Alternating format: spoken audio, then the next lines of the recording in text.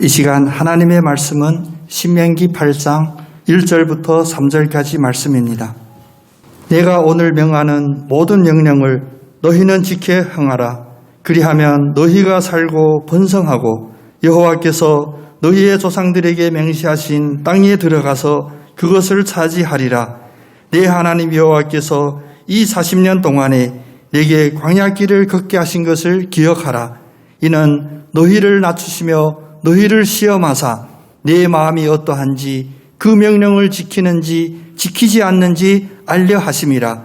너를 낮추시며 너를 줄이게 하시며 또 너도 알지 못하며 네 조상들도 알지 못하던 만나를 내게 먹이신 것은 사람이 떡으로만 사는 것이 아니요 여호와의 입에서 나오는 모든 말씀으로 사는 줄을 네가 알려 하심이라.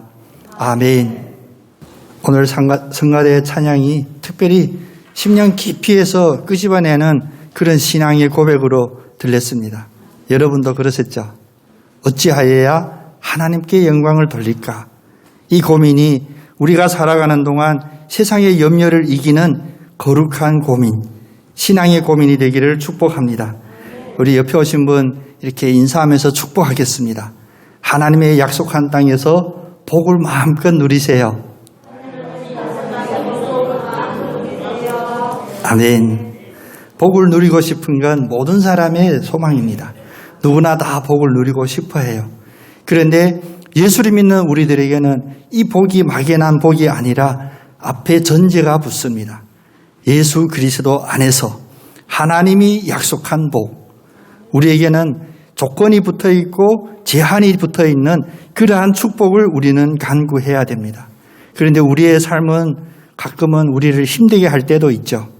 육신이 아플 때도 있고 우리가 계획했던 일들이 계획대로 되지 않는 때도 있고 심지어는 그냥 좌절이 아니라 완전히 포기해야 될, 그리고 모든 것을 다 포기하고 다 저버리고 싶은, 가져서는 안 된 그런 마음마저 가질 만큼 절망의 상황들도 있게 됩니다. 그런데 세상에 아무 방법도 없다고 할 때 우리들에게는 방법 하나가 있습니다. 그것은 바로 이 세상의 창조주 되시고 우리에게 약속해 주시는 하나님 앞에 기도해야 됩니다.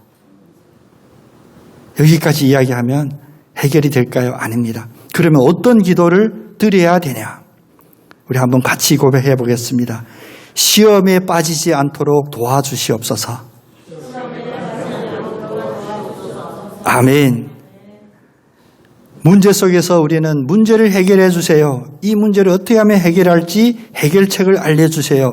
이런 구체적인 기도 제목보다 더 구체적이고 더 효과적이고 어찌 보면 유일한 기도 제목이 무엇이냐면 하나님 앞에 주님, 이 상황 속에서 시험에 들지 않도록 도와주세요 라는 기도입니다. 천국을 소망하는 삶을 우리는 살고 있지만 우리는 분명히 육신을 가지고 이 땅에서 살아갑니다. 우리는 약속의 땅, 그 천국을 향하여 가지만 아직도 광야의 그 40년의 기간을 걷고 있는 과정에 있습니다. 그래서 우리의 모든 문제는 하늘로부터 출발하여 이 땅에 오는 문제가 아니라 우리의 입장에서는 이 땅에서 출발하여 하늘로 가는 그 과정의 문제들입니다.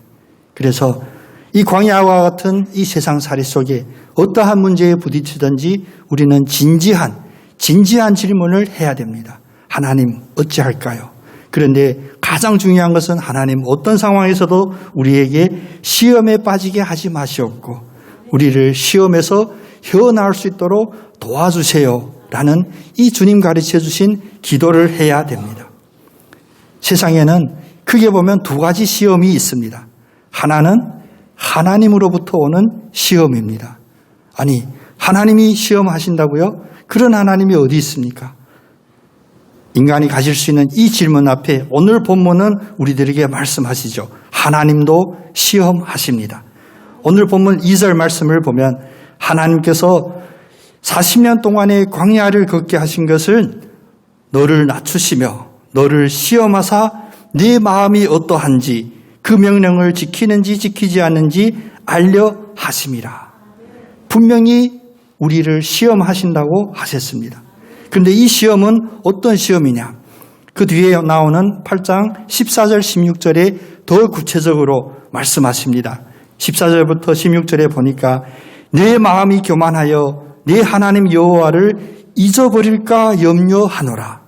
여호와는 너를 애굽 땅 종래되었던 집에서 이끌어내시고 너를 인도하여 그 광대하고 위험한 광야 곧 불뱀과 전갈이 있고 물이 없는 간주한 땅을 지나게 하셨으며 또 너를 위하여 단단한 반석에서 물을 내셨으며 네 조상들도 알지 못하던 만나를 광야에서 내게 먹이셨나니 이는 다 너를 낮추시며 너를 시험하사 마침내 내게 복을 주려 하심이었느니라. 아멘. 좀 길게 말씀드렸지만 하나님이 우리를 분명히 시험하십니다. 그런데 하나님이 시험하시는 이 시험은 어떤 시험이냐? 우리에게 지금까지 은혜를 잊어버리지 않았나? 우리를 깨어있게 하고 은혜를 기억했을 때 감사하게 하고 또 감사할 때 우리를 낮추시고 오히려 하나님께서 우리에게 주는 그 복을 받게 하려 하심이라. 그래야 하나님께서 하시는 시험은 우리에게 복 주시는 시험이요 우리를 구원하시는 시험입니다. 그러므로 하나님의 시험을 깨닫고 사는 것이 우리 성도들에게는 매우 중요합니다. 우리 가끔 이런 이야기하면 안 되지만 우리 가끔 이런 이야기 하잖아요. 나 시험 들었다. 이런 이야기 있으면 저한테만 해주세요. 우리 성도님들끼리 나는 시험 들었다 이런 이야기는 좋은 이야기는 아니지만 근데 이 나는 시험 들었다라는 이 말씀을 정확히 이해하고 하나님이 주시는 그 시험 안에 거하는 여러분 되시기를 축복합니다.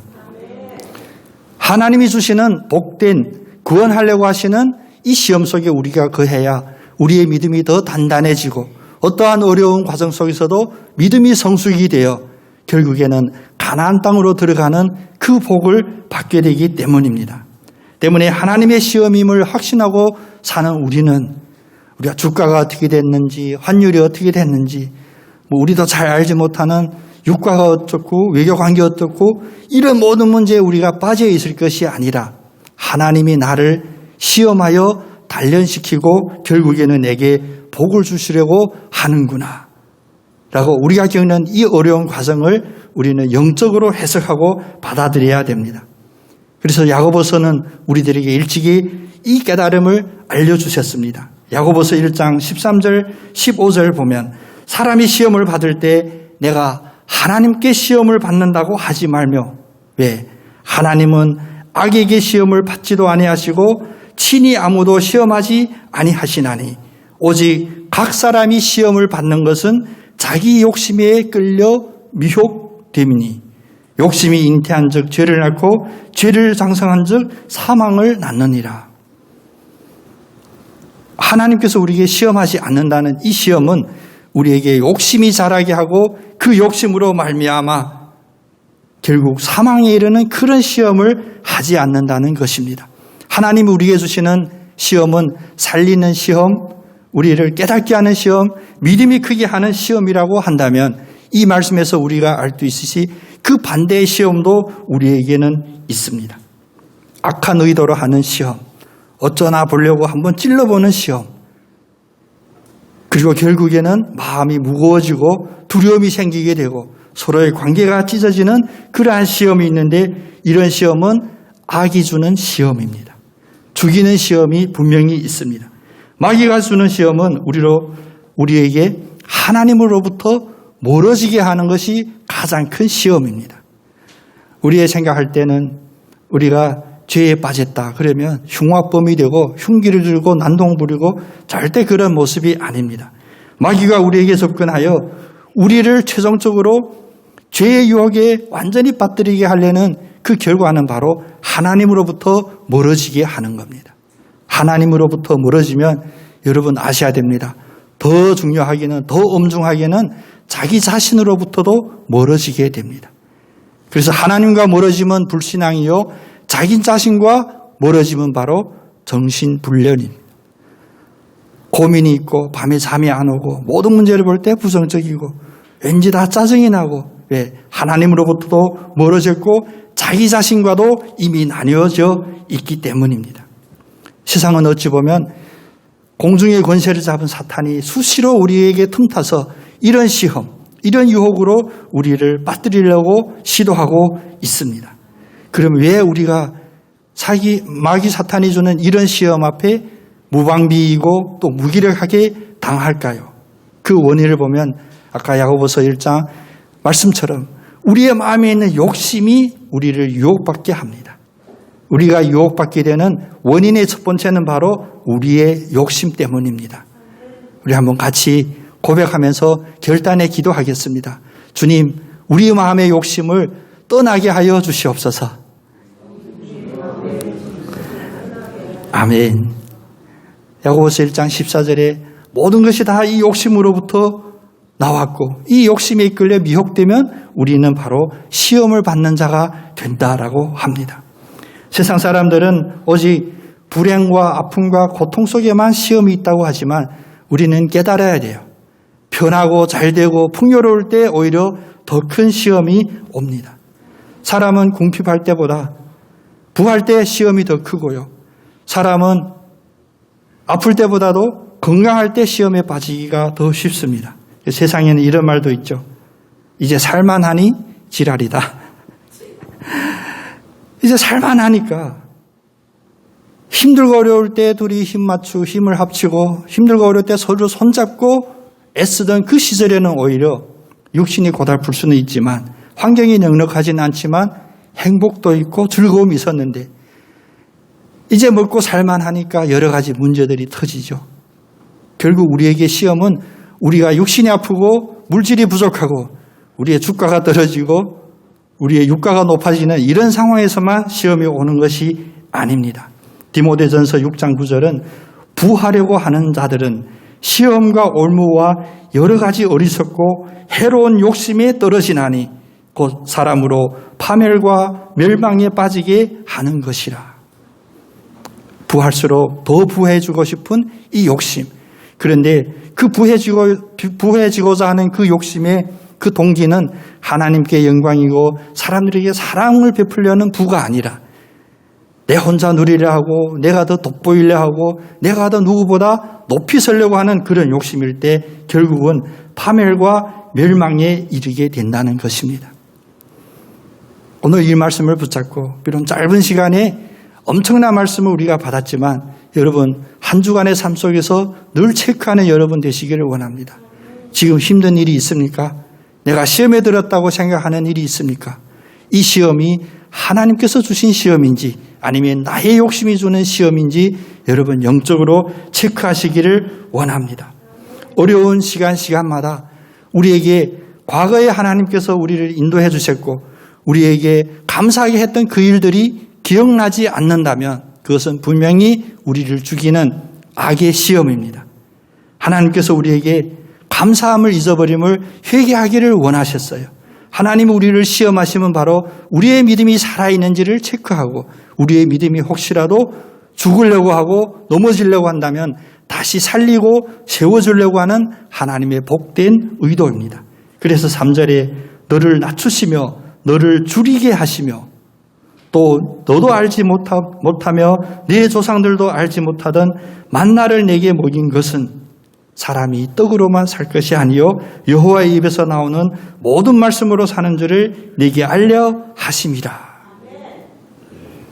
하나님이 주시는 살리는 시험 속에서 그래 우리가 먹고 마시는 문제뿐이 아니지 나의 건강뿐이 문제가 아니라 하나님의 말씀이 나의 생명이 됨을 확인하고 다시 회복하는 우리 모두가 되기를 원합니다. 우리를 유혹에 빠지게 하는 첫 번째 원인이 우리의 욕심이라면 두 번째는 무엇이냐? 바로 우리가 원하는 자유 때문입니다. 요즘은 자유라는 이야기를 자주 듣습니다. 그런데 에덴 동산에서 인간이 최초의 범죄를 저지르고 하나님으로부터 멀리 떨어졌던 것은 바로 하나님이 아닌 자기의 자유를 선택했기 때문입니다. 그래서 신학적으로 자유의지에 대한 논쟁은 주님이 우리들에게 큰 사명을 주신 그날로부터 오늘까지 줄곧 이어지는 논쟁이에요. 사람에게는 의지가 있어야 되냐? 자유할 수가 있는가? 그런데 다시 돌아가서 그 에덴 동산의 첫 범죄의 현장을 우리가 돌아보면 뱀이 뱀이 인간에게 유혹했던 것이 바로 자유로 꼬드겼습니다. 하나님이 먹지 말라고 하는 그 선악과를 먹으면 너희가 하나님같이 되고, 하나님같이 되고는 자유의 다른 표현이죠. 혹시라도 내가 대장이 되고 내가 어떤 리더가 되는 것이 나의 자유를 위해서 그 자리에 가게 된다면 그것은 하나님과 더 멀어지는 인간의 욕심의 자유입니다. 그러나 하나님같이 되고 선악을 알게 된다라는 이 유혹이 우리의 자극이라고 하는 그 소망을 건드리기 때문에, 자극하기 때문에 아담과 하와는 유혹에 넘어갔습니다. 자유로 유혹하는 것은 항상 내 삶이 더 넉넉해질 것이다. 내 마음대로 할 수 있을 것이다. 그래서 더 큰 행복이 있을 것이다 라고 유혹합니다. 하나님의 말씀과 믿음을 벗어난 자유는 존재하지 않습니다. 오로지 우리가 예수 그리스도 안에, 하나님 안에 거해야만 우리는 온전한 자유를 누리게 됩니다. 보호함이 보장되어 있는 자유, 우리가 원치 않는 것, 우리가 원하는 것, 모든 것을 우리의 기준이 아닌 가장 최선이신 하나님의 기준으로 허락해 주시는 그 자유를 누리게 되는 것입니다. 광야 40년 걸었던 그 이스라엘 백성들은 얼마나 불만이 많았겠어요. 얼마나 자기들이 자유가 없다고 생각했을까요? 그때 그들이 했던 생각은 무엇이냐? 바로 애굽 땅에서 자기의 주권도 없고 내가 누구를 위하여 사는지도 알지 못하는 애굽에서의 종로를 했던 것을 오히려 행복한 자유의 시간이라고 착각하게 만듭니다. 이것이 죄된 인간의 본성이에요. 이런 일은 현실적으로 불가능하지만 혹시라도 그냥 가상으로, 우리 머릿속의 상상으로 지금 이 순간 여러분에게 무소불위의 자유를 허락한다면 여러분은 어떤 일을 하실까요? 물론 대답하시면 안 됩니다. 옆 사람 듣게 말하면 안 됩니다. 왜냐? 우리 인간들은 이 자리에 계신 여러분이나 저나 무소불위의 자유를 주면 선하고 좋은 일을 절대 할 수가 없습니다. 그 결국은 바로 하나님을 반역하고 하나님께 대항하고 내가 하나님같이 되고 내가 바벨탑을 쌓는 그런 범죄만 있을 수 있습니다. 그래서 하나님께서 광야 40년 동안 걷게 하심은 오히려 우리의 마음을 낮추게 하고 우리가 배고플 때 그 배고픔을 느끼게 하고 우리가 목마를 때 물 없음의 답답함을 느끼게 하면서 오로지 하나, 바로 사람이 떡으로만 사는 것이 아니요, 내 육신의 자유로만 사는 것이 아니라 바로 하나님의 말씀을 지킴으로, 하나님의 말씀을 의지함으로 산다는 것을 알려주는 것이었습니다. 인간의 자유를 잘못 사용하면 더 큰 죄악에 빠지게 됩니다. 그래서 예수님께서 자기의 제자들에게 말씀하실 때 이 세상에 주는 모든 멍에는 다 벗어버리고 내가 주는 예수 그리스도의 믿음이라고 하는 가벼운 멍에를 지라고 했습니다. 100%의 자유, 아무것도 거리낌 없는 자유는 존재하지 않습니다. 오히려 우리가 힘들다고 느끼는 이 상황 속에서 우리를 힘들게 하는 세상의 멍에는 벗어버리고 우리를 평안하게 하고 우리를 더 안전하게 지켜주시는 예수 그리스도의 가벼운 멍에 안에 들어가시기를 축복합니다. 그래서 에베소서 2장에 보면 바울은 그런 고백을 합니다. 전에는 내가 육신의 자유를 추구했을 때 어떻게 살았는데 이제 예수를 만나니 내 삶이 어떻게 바뀌어졌냐 고백하기를, 전에는 우리도 다 그 가운데서, 여기서 말하는 그 가운데서는 세상이 말하는 논리, 세상이 추구하는 행복, 그 가운데서 우리의 육체의 욕심을 따라 지내며 육체와 마음에 원하는 것들을 하여 다른 이들과 같이 본질상 진노의 자녀였었다. 우리의 육신이나 이 세상이 추구하는 자유 속에 우리가 휩쓸리면 우리는 결국 진노의 자녀라는 것입니다. 여러분, 이 말씀을 무겁게 또 아프게 또 우리를 깨울 수 있는 경종의 말씀으로 마음판에 기억하시기를 원합니다. 그러면 세상이 주는 이런 시험, 또 하나님께서 우리에게 영적으로 훈련시키는 시험 앞에 아직도 우리의 분별력이 높이 되어 있지 않고 우리의 믿음이 연약하다면 우리는 어떻게 해야 할까요? 시험을 이기는 유일한 방법은 앞뒤 맥락이 없습니다. 논리도 필요하지 않아요. 오로지 세상이 말하는 무식하게, 그러나 용감하게 무엇을 고백하냐?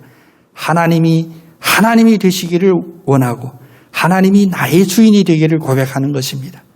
이것은 지식도 상관없습니다. 이것은 재산하고도 상관없고 이것은 건강하고도 상관없이 드릴 수 있는 결단입니다. 무엇이냐? 하나님이 되시게 하고 그 하나님이 나의 주인이 되게 하는 것입니다. 이 방법만이 하나님이 주시는 살리는 시험을 통과할 수 있습니다. 그래서 1절에 오늘 본문 말씀 1절에 내가 오늘 명하는 모든 명령을 너희는 지켜 행하라. 그리하면 너희는 살고 번성하고 여호와께서 너희 조상들에게 맹세하신 땅에 들어가서 그것을 차지하리라. 아직도 삶의 문제에서 해방되지 못하고 억눌려 있다면 오로지 하나님의 말씀을 지켜 행하겠습니다라는 이 믿음의 결단만으로도 하나님께서는 세상에 주는 그 사슬을 풀어주시고 우리 조상들도 누려보지 못한 조상들에게 맹세했던 그 땅으로 오히려 우리가 들어가서 차지하게 하신다라고 약속하십니다. 하나님의 말씀처럼 하나님의 시험을 제대로 깨닫지 못하면 이 시험을 제대로 깨닫지 못하면 우리는 하나님의 예비하신 그 복을 누리지 못하지만 이 말씀을 제대로 깨닫고 하나님의 시험 속에 우리를 온전히 드리면 그래요. 그 말씀을 지켜 행하면 우리는 하나님이 주시는 그 복을 누리게 되는 것입니다. 그래서 결론은 무엇이냐? 결론은 이것입니다. 어떠한 상황에 있든지 우리는 두려워하지 말아야 합니다. 하나님 은혜 가운데 우리는 두려움이 사라져야 됩니다. 우리의 믿음이 좋다, 참 신앙인이다라는 그 드러나는 표징은 딱 하나입니다. 바로 두려움이 없는 것입니다. 우리 한번 같이 고백해 보겠습니다. 하나님의 거룩한 시험을 두려워하지 않겠습니다.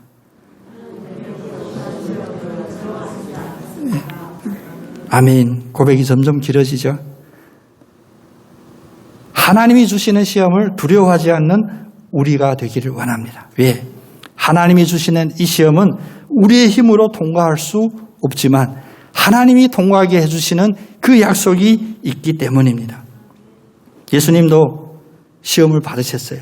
육신이 입고 이 땅에 사셨을 때 사람들 앞에 그 모습을 보여주셨을 때 예수님도 시험을 받았어요. 광야에서 마귀의 시험도 받았고 또 하나님이 주시는 이 거룩한 시험도 받았습니다. 그때 예수님께서 그 시험 앞에 하셨던 그 모범된 모습은 무엇이었냐? 바로 아버지여 만일 할만하시거든 이 잔을 내게서 지나가게 하옵소서. 십자가 앞에 마지막 밤 겟세마네 동산에서 했던 예수님의 가장 간절한 기도가 무엇이었냐? 할 수만 있다면 아직도 육신이니까 육신적으로는 이 아픔, 이 고통을 맛보고 싶지 않으니까 그러나 더 결정적인 기도는 무엇이냐면 아버지의 뜻대로 하시옵소서. 다시 말하면 하나님이 하나님이시고 하나님이 나의 주인이십니다라는 그 고백이었습니다.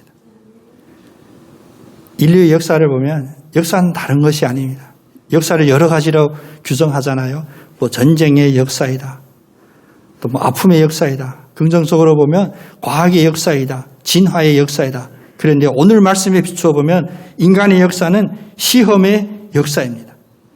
성경에 등장하는 많은 인물들도 보면 하나님의 사람들도 시험을 받았는데 그들은 하나님의 시험 안에서는 통과되었고 세상의 시험은 이겼던 사람들입니다. 기독교의 역사는 바로 이런 믿음의 싸움의 영적인 역사예요. 문제 앞에서 우리가 기도해야 될 바는 우리의 문제를 아뢰고 우리의 문제를 구체적으로 아뢰며 하나님 구체적으로 해결해 주세요. 이 간절함이 아니라 그것은 뒤에 있는 두 번째, 세 번째 순서예요. 가장 먼저 간절히 아뢰어야 될 것은 무엇이냐? 하나님의 주권을 인정하고 하나님이 나의 주인입니다 라고 인정하는 것입니다.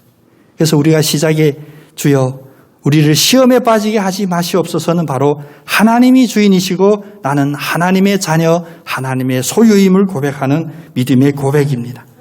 불안한 상황에 처할 때 사람들은 우리를 비웃습니다. 예수를 믿는데 예수한테 구하면 문제가 해결된다고 하지 않았냐? 예수는 어디 갔냐? 예수는 침묵하냐? 예수는 십자가에 죽었냐? 그때 우리가 드릴 수 있는 유일한 기도는 주여 시험에 빠지게 하지 마시옵소서. 가끔은 우리의 삶이 너무 힘듭니다. 우리의 육신이 너무 힘듭니다. 죽을 만큼 힘듭니다. 살고 싶은 삶의 의욕마저도 없을 때, 내가 도저히 이것을 내 힘으로 이길 수 없을 때 우리가 드릴 수 있는 기도가 바로 주여 시험에 빠지게 하지 마시옵소서. 더군다나 세상을 보면 이젠 세상엔 정의가 무엇인지 불의가 무엇인지 경계마저도 희미해진 것 같습니다. 진리도 비진리도 다 혼재하여 있어서 모든 것이 다 짜증나고 망한 것 같아요. 세상 미친 것 같아요. 이런 상황이라도 할지라도 우리는 하나님을 원망하거나 하나님 어디 계십니까가 아니라 먼저 주님 나를 시험에 빠지게 하지 마시옵소서. 요즘 우리의 귀에 들리고 우리의 눈에 보이는 모든 상황 속에서 시험에 빠지지 않는 여러분 되기를 축복합니다. 기도는 하나님이 없는 것 같은 상황 속에서 하나님을 찾는 것이 바로 기도입니다. 하나님이 보이지 않는 것 같은 상황 속에서 하나님이 계심을 믿고 하나님께 간구하는 것이 기도입니다. 늪에 빠진 자신을 자기 자신이 구할 수 없습니다. 바로 외부로부터 오는 그것도 전능하고 완전한 능력이 있으신 손길이 우리를 구할 수 있는데 그 손길이 바로 하나님이잖아요. 그런데 우리는 문제에 부딪히면 당황하죠. 조급하죠. 빨리 해결하기 쉽죠. 그래서 하나님을 잊고 하나님이 아닌 것을 구했던 경우들이 있습니다. 저도 마찬가지입니다. 아프니까 이런 고백은 믿음의 고백이 아니에요. 별거 아닌데 근육이 굳으니까 아플 때면 이 팔이 없었으면 좋겠다 이런 생각이 들더라고요. 삶이 힘들면 삶을 포기하고 싶다라는 이런 마음이 이해돼요. 문제가 문제로 우리를 짓누르게 되면 해서는 안 될 그런 생각마저도 하게 만듭니다. 그런데 하나님이 계시지 않은 듯한 그 상황 속에서 하나님을 참고 하나님께 구하면 됩니다. 여기에는 지식도 필요 없어요. 경험도 필요 없고 여러분의 자격도 필요 없습니다. 그냥 부른 주님, 나의 주인, 주여 내 이 아픔에 내가 빠지지 않게 하시옵소서. 사도 바울이 대표적으로 시험에 빠지지 않는 그 모습을 믿음으로 고백합니다. 고린도후서 4장 8절 9절에 우리가 사방으로 우겨쌈을 당하여도 쌓이지 아니하며 또 답답한 일을 당하여도 낙심하지 아니하며 박해를 받아도 버림받지 아니하며 끄꾸림을 당하여도 망하지 아니하노라. 우리가 겪을 수 있는 모든 어려운 상황을 다 이야기하면서 이것을 이기노라 라고 고백해요. 왜 이런 당당한 고백을 드릴 수 있을까요? 우리의 삶은 내가 주장하는 것이 아니라 나의 주인된 그 존재가 주장하기 때문입니다. 혹시 어둠에 묶여 있다면 우리의 삶 속에는 두려움, 불안, 답답함 모든만 가득 찰 것이요. 주여 어서 오시옵소서. 주님이 나의 삶의 주인이 되기를 간절히 구하고 확신한다면 내 삶의 주인은 내가 아닌 주님이기 때문에 그럼 그 주님은 어떤 주님이십니까? 그 주님은 가장 선하시고 우리를 아시고 우리를 만드시고 우리를 사랑하시는 주님이십니다. 더군다나 다른 거짓 종교에서 이야기하는 신들은 다 높이 하늘 높이 사람이 근접할 수 없는 데 있다고 우기지만 예수 그리스도는 어떤 분이십니까? 바로 여러분이 겪고 내가 겪고 있는 이 아픔을 직접 똑같이 체험하시기 위하여 육신이 입고 오셔서 주님은 아픔도 체험했고 질병도 체험했고 십자가의 사망의 고통마저 체험하시면서 우리를 대신하여 이겨주시는 분입니다. 그래서 히브리서 2장 18절에 예수님은 시험을 받아 고난을 당하였은즉 다시 말하면 예수님이 시험을 받고 고난을 당했습니다. 그런데 왜 당했냐? 그것은 바로 시험받는 자들을 능히 도우실 수 있느니라. 우리가 기대하는 예수님은 환상이 아닙니다. 우리가 의지하는 예수님은 소설에 나오는 주인공이 아닙니다. 바로 우리와 똑같이 우리의 모든 고통을 직접 체험도 하시고 그래야 우리의 아픔을 자기 아픔처럼 아파하시고 지금도 우리를 도우시려고 계시는 우리의 중보자, 우리의 예수님이시기 때문입니다. 그래야 히브리서 4장 15절 16절에는 바울의 그 믿음의 고백의 근거를 제시합니다. 우리에게 있는 대제사장은 우리의 연약함을 동정하지 못하실 이가 아니요 모든 일에 우리와 똑같이 시험을 받으신 이로되 죄는 없으시니라. 그러므로 우리는 긍휼하심을 받고 때를 따라 돕는 은혜를 얻기 위하여 은혜의 보좌 앞에 담대히 나아갈 것이니라. 은혜의 보좌 앞에 담대히 나가시는 복된 여러분 되기를 원합니다. 어떠한 시험 속에서도 어떠한 고난 속에서도 우리에게는 주여 우리를 시험에 빠지게 하지 마시옵소서라고 기도하고 바로 은혜의 보좌 앞에 담대히 나갈 수 있는 길이 열려져 있습니다. 감당할 수 없어서 지친 듯 보이는 표정들 이제 나사렛 예수의 이름으로 다 사라지기를 원합니다. 왜 아직도 이 고난이 언제까지 이어집니까? 라고 낙심하는 그런 심령 속에 나사렛 예수의 은혜의 보좌 앞에 다 사라지는 축복이 있기를 원합니다. 우리가 하나님의 말씀을 의지한다가 결국 허망한 이야기가 아니라 우리의 삶 속에서 살아있고 우리의 기도 속에서 살아있고 특별히 우리의 시험 속에서 하나님이 주시는 우리를 살리는 시험 속에서 분명히 드러나는 역사들이 있기를 원합니다. 마지막으로 우리 다시 한번 고백해 보겠습니다. 주여 우리를 시험에 빠지게 하지 마옵소서. 아멘. 기도드리겠습니다.